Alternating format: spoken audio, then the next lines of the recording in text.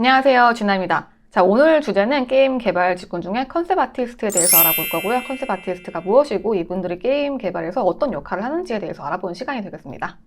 자, 여러분들이 플레이하는 이런 게임들 제작 과정을 살펴보면은 대부분의 경우는 그냥 아무것도 없는데 맨 땅에서 3D 모델부터 만드는 경우는 거의 없고요. 처음에는 컨셉 아트부터 제작을 해요. 왜냐면 우리가 게임을 만들기 전에 어떤 이미지를 구현을 할 건지, 뭐를 만들 건지 알아야 되니까 그렇게 먼저 하는데요. 자, 지금 제가 보여드리는 이런 그림이 실제 게임의 컨셉 아트고요. 이런 컨셉 아트들은 실제로 게임에서 그래픽 에셋을 제작하기 전에 앞서 스케치나 드로잉으로 우리가 이 게임을 통해서 어떤 비주얼적 요소를 보여줄 건가, 비주얼적 컨셉을 보여줄 건가, 이런 거를 정의를 하는 게 컨셉 아티스트의 중요한 역할이에요.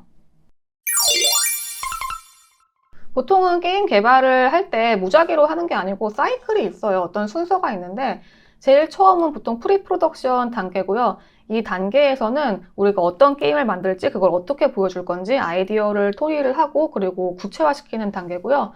개발 단계에서 실제 개발 작업들을 많이 하게 되고, 그리고 출시 전에 포스트 프로덕션 단계에서는 최적화, 버그 픽싱, 그 다음에 게임을 진짜 출시를 하기에 앞서서 문제가 없는지 그런 걸 점검을 하고 최종적으로 이렇게 출시를 하게 돼요. 근데 컨셉 아티스트 같은 경우는 상대적으로 이 개발 초기 단계, 이 프리 프로덕션 단계에서 많은 일을 하게 돼요. 자, 만약에 3D로 된 게임을 만든다고 가정을 했을 때 우리가 출시가 예를 들면 3달 남았어요. 3달 남았는데 컨셉 아티스트가 포스트 프로덕션 단계에서 열심히 컨셉 그리고 있다. 그러면은 이거 언제 모델을 다 3D로 만들어서 출시를 하겠습니까? 못해요. 못하는 거고요. 자, 그래서 이렇게 프리 프로덕션이나 뭐 개발 초기 단계에서 더 많은 역할을 하게 되는 게 컨셉 아티스트인데, 그러면 여러분들이 생각하실 수가 있어요. 자, 그럼 컨셉 아티스트는 내가 그리고 싶은 거 마음껏 그려도 되니까 되게 재밌고 자유도도 높겠다. 전혀 그렇지 않고요. 우리가 어떤 게임을 만드느냐, 또 어떤 디자인을 만드느냐, 어떤 제약이 있냐에 따라서 그 조건에 맞는 그림을 그려야 되는 게 컨셉 아티스트의 역할이에요. 자, 예를 들면은 우리가 이런 탑다운 쿼터뷰 게임을 만든다고 가정을 해볼게요. 만약 여기에 나오는 인물, 몬스터, 배경 같은 거를 디자인을 할 때는 유저가 주로 보는 앵글이 45도 탑다운이니까 그 각도에서 잘 보일 수 있는 형태를 고려를 해서 만들어야겠죠? 아니면은 이런 식의 1인칭 액션 게임을 만든다. 그러면은 디자인에서 내가 중점을 둬야 되는 요소가 쿼터뷰 게임을 만들 때하고는 또 확연히 다를 거예요. 만약에 우리 회사에서 개발을 하는 게 이런 중세시대 성 뒤에 나오는 이런 배경을 바탕으로 한 RPG 게임이에요. 그럼 예를 들면은 뭐 이런 식의 중세시대 느낌 나는 칼을 만드는 게 좋겠죠? 근데 예를 들면은 내가 스타워즈를 너무 좋아해요. 그래서 나는 뭐 여기에 광선검 넣을 거야. 그러면은 배경의 세계관하고 전혀 맞지 않겠죠? 그래서 이런 식으로 컨셉 아트를 구현을 할 때 제약에 들어갈 수밖에 없고요. 또 이런 세계관이나 게임 스타일의 제약 말고도 테크니컬한 요소 때문에 구현에 제약이 생기기도 해요. 자, 우리 회사가 만드는 게 최종적으로는 3D 게임이다. 이럴 경우에 내가 만드는 모든 컨셉이 3D로 구현 가능하지 않을 수가 있어요. 요거는 제가 다른 영상에서 따로 설명을 드렸는데, 다른 예를 한 번 더 들어보자면은, 예를 들면은 우리가 만드는 게임에 이런 탈 것이 있어요. 뭐 말을 탈 것으로 사용을 하는데 캐릭터가 이렇게 말을 탄다고 가정을 해볼게요. 자, 이렇게 말을 타면은, 자, 보통은 많은 게임의 경우 이런 엉덩이 위치 캐릭터가 말의 어느 부분에 앉느냐 이게 고정이 돼 있어요. 왜냐면은 여러 캐릭터가 말을 타는 동작을 해야 되는데 그 애니메이션을 각각 만드는 게 아니고 한 번 만든 다음에 그 애니메이션을 다른 모든 캐릭터가 공유를 하게 하는 게 데이터 측면에서 절약도 되고 관리도 쉽거든요. 자, 그래서 캐릭터들이 다 말에 앉는 애니메이션을 공유를 하는데 내가 안장 디자인을 하는데 나는 이렇게 높은 안장이 좋다고 안장을 이렇게 올려버렸어요. 자, 그럼 여기 캐릭터가 앉는다고 가정을 했을 때 이렇게 앉게 되겠죠? 왜냐면은 엉덩이는 여기 있으니까. 자, 그러면은 이 안장하고 이 캐릭터 엉덩이하고 충돌이 일어나면서 폴리곤이 씹힐 텐데 이렇게 되면은 결과적으로 구현이 불가능한 컨셉이 되죠. 그래서 이런 식으로 테크니컬한 요소 때문에도 구현에 제약이 생길 수가 있어요.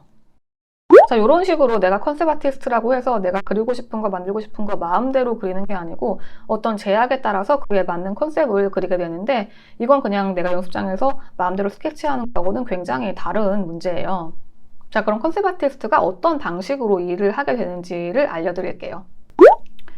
자, 일단은 뭐 아트 디렉터나 게임 디자인 팀이 와서 뭐 우리 요런 컨셉이 필요해요. 우리가 SF 스타일 게임을 만들고 있는데 지구가 배경이고 뭐 전체적으로 황량하고 외계인은 우리가 안 나왔으면 좋겠어요. 뭐 이런 식으로 말을 한다면은 그 컨셉의 주제에 따라서 내가 원하는 이미지가 어떤 건지, 내가 최종적으로 만들고 싶은 게 어떤 건지, 뭐가 마음에 드는지 그런 거를 이런 식의 무드보드 혹은 이미지 라이브러리를 생성을 해서 거기서 아예 브레인스토밍을 합니다.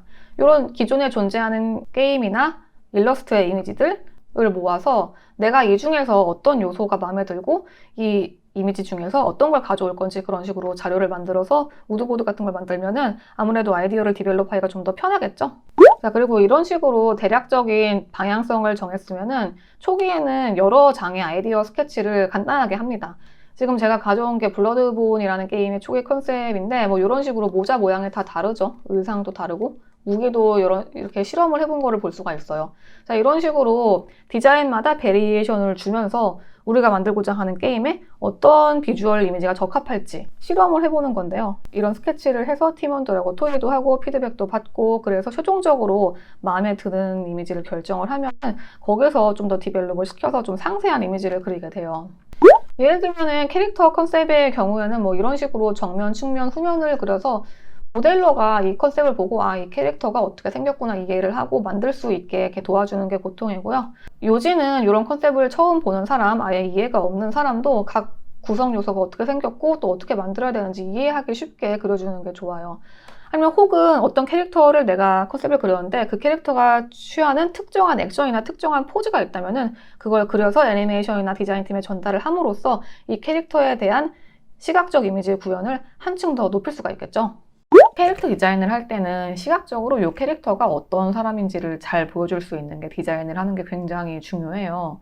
대부분의 경우에는 내가 말로 구구절절 얘가 어떤 애다 설명하는 것보다 비주얼적으로 이미지 한 장을 딱 보여주는 게 전달력이 훨씬 더 크거든요. 그래서 이 캐릭터가 어떤 성격인지, 얘가 어떻게 살아왔는지, 이 게임에서 이 캐릭터는 어떤 역할이고 이런 것들 만약에 실제로 정말 이 캐릭터가 존재한다면은 이 캐릭터를 가장 잘 보여줄 수 있는 디자인이 뭘까? 이런 것들에 관해서 좀 깊게 생각을 해야 되고요. 또 주인공 캐릭터나 특히 중요한 캐릭터를 디자인을 할수록 멀리서 봤을 때도 확 눈에 띌 만한 그런 캐릭터의 독특한 디자인적 요소가 있어야 돼요. 뭐 게임 보면은 보통 NPC 같은 경우는 구별이 잘 안 가잖아요. 근데 메인 캐릭터가 예를 들면 NPC처럼 밋밋하게 생겼다. 얘가 어떤 애인지, 얘가 걔 같고, 쟤가 걔 같고, 누가 누군지 잘 모르겠다. 몬스터도 마찬가지고요. 잘 구별이 안 간다. 이런 거는 좋은 디자인이 아니에요. 시각적으로 구별이 잘 가야 되고요. 또 그러면서도 이 캐릭터를 실제로 3D로 만들었을 때, 3D화를 했을 때, 뭐 동작이라든가 애니메이팅 이런 게 가능해야 돼요. 또 제약이 있을 수가 있거든요. 뭐 예를 들면 뭐 디자인이 예쁘다고 해가지고 팔랑팔랑거리는 리본 100개 붙여놓고 이러면은 좀 힘들어지겠죠. 애니메이팅이나 리깅이. 그래서 3D로 구현을 하기 쉬운 캐릭터랑 그렇지 않은 캐릭터가 분명히 차이가 있어요. 또 다른 요소 중 하나는 최근에는 특히 북미 같은 경우는 뭐 전반적으로 문화 산업에 있어서 인종적인 다양성이나 문화적인 다양성, 성별적 다양성 이런 그런 여러분들이 흔히 PC라고 하는 그런 요소들도 어떤 창작물을 만들 때 중요한 고려사항 중 하나이기 때문에 게임의 전체적인 방향성이 어떠냐에 따라서 또 이런 요소를 반영을 하는 것도 또 중요할 수가 있고요. 배경 같은 경우에도 캐릭터랑 똑같이 내가 개발하는 게임의 세계관에 맞는 그런 디자인을 하는 게 중요해요. 뭐 예를 들면은 여기 블러드본 게임에 뭐 음산하게 생긴 풍차가 나오는 언덕을 배경으로 한 그림이 있는데 전체적인 분위기가 굉장히 스산하죠. 근데 뭐 다음 장면에 갑자기 뜬금없이 이렇게 SF 컨셉의 뭐 밝은 미래적인 도시가 나온다던가 아니면은 아까 그 언덕에 이런 미래 기술로 만든 SF 컨셉 스타일 자동차가 돌아다닌다던가 이러면 플레이어가 게임을 하다가 굉장히 깨겠죠, 분위기가. 그래서 색상이나 조명이라든가 그런 배경의 전체적인 스타일 이런 걸 일관성 있게 맞춰주는 게 굉장히 중요하고요. 아무래도 혼자 작업하는 게 아니고 같은 팀에 있는 여러 사람이 같은 작업을 하게 되기 때문에 아까 예시로 들어드렸던 그런 무드보드 같은 거를 만들어서 팀원들끼리 공유를 하는 것도 또 스타일을 맞추는 좋은 방법 중에 하나예요. 그리고 또 최근에는 많은 게임들이 상호작용이 가능한 그런 오브젝트들을 배경 내에 배치를 하는 경향이 있어요. 예를 들면은 내가 필드를 돌아다니다가 나무통이 있는데 그걸 내 캐릭터가 던지면은 그 나무통이 부서지면서 뭐 아이템이 나온다든지 아니면은 유리창에 있는 유리를 때리면 깨진다든지 이런 아이템적인 요소들, 상호작용 가능한 요소들을 넣어주면은 플레이어가 게임 플레이를 할 때 좀 소소한 그런 재미 요소가 될 수도 있겠죠.